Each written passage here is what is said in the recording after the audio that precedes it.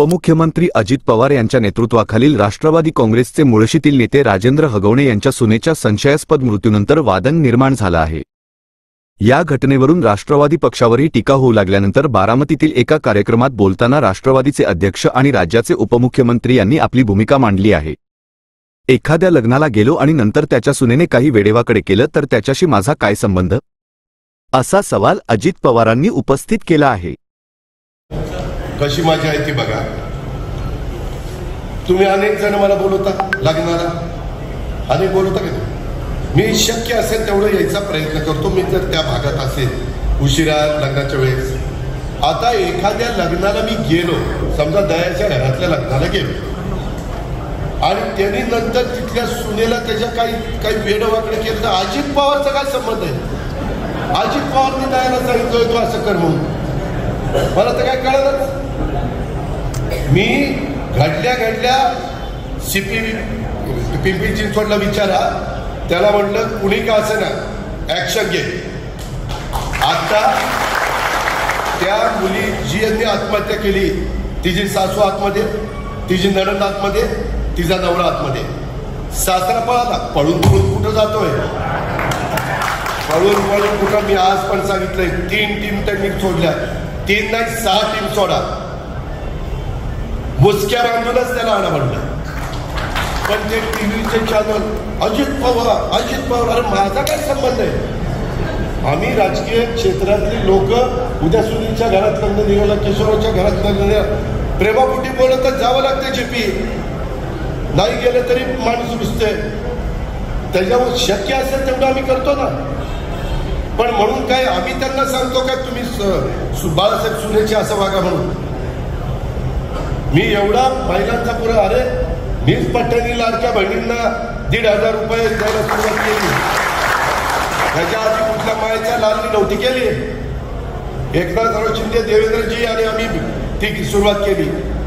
आम्ही प्रत्येक वेळेस आता बचत गटाच्या बद्दल बाकीच्या बद्दल सातत्याने, माझी महिला बाल विकासची मुलगी आमची आदिती तटकरे मंत्री आहे, तिनं चांगला प्रस्ताव आणला तर एका मिनिटात मी मंजूर करतो। आणि खुशाल ते चॅनलवाले अजित पवारांना जाब विचारला पाहिजे। जर अजित पवार तिथं दोषी असेल तर अजित पवारला फासावर लटवा, जर कुठं त्याचा संबंध असेल तर। पण उगीच माझी बदनामी काही घेणं देणं, मीडियाला अधिकार दिलाय मोकळीकीचा, कुणाची पण नावं घेत आहेत। आणि उद्या मी लग्नाला गेलो, समजा राजवर्धनच्या घरातलं लग्न आहे आणि राजवर्धन म्हणलं की दादा ही चावी मला माझ्या जावायला द्यायची, द्याव, नाही दिली तर ती बाबा नाराज होतो। तरी चावी देताना त्याला विचारलं ही स्वखुशीने देताय का बळजबरीने घेताय? खोटं नाही सांगत, टीव्हीला अजून आहे। मी त्यांना म्हणलं बळजबरीने घेतलं तर मग बघतो याच्याकडं। अरे एवढं राव कडक वागतोय तरी देखील माझी बदनामी करता। नाही खरं आहे ते, संभाजी जे खरं आहे ते खरं आहे। मी एवढा अधिकारवाणीने आवाज काढून बोलतो, त्याच्यात मी 5 पैसे कुणाचा मिंदा नाहीये, चहाचा पण मिंदा नाहीये। आणि ह्या पद्धतीनं ते केलं। आज बघा बावधन पोलीस स्टेशनला गुन्हा रजिस्टर झाला 2006, 206 पण 25 कलम 80/2, कलम 108, कलम 118(1), कलम 115(2). आता जे वकील लोक असतील त्यांना कळेल ती कलम, मी काही ते वकील नाहीये। नंतर 352, 351(2), 3(5) नवीन जे कलम आले ते, हा गुन्हा 17/5/2025 ला दाखल झाला। आज तारीख किती? 22/5। बरं मी सगळ्यांना काय सांगायचं कारण आहे कवले किंवा मी सांगितलं गुन्हा दाखल करायला, कडक वागायला?